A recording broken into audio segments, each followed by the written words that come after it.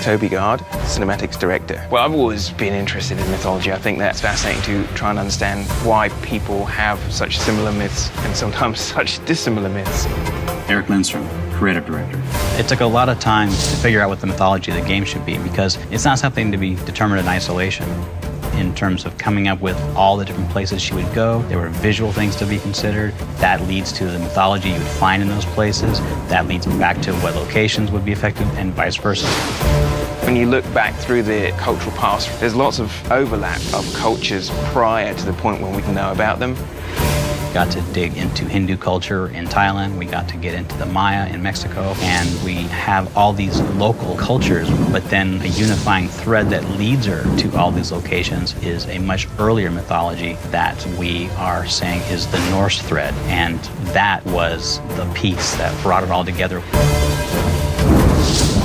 Various myths use different names, but they all apply to the same remnants of the ancient world.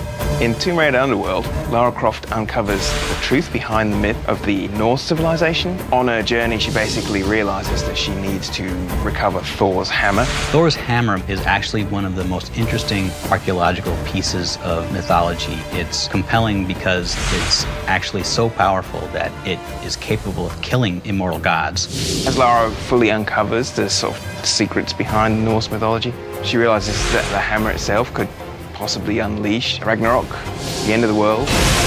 Pursuing her own goals is actually putting the world in danger. I need Thor's belt to get his hammer, and I need the hammer to kill a god.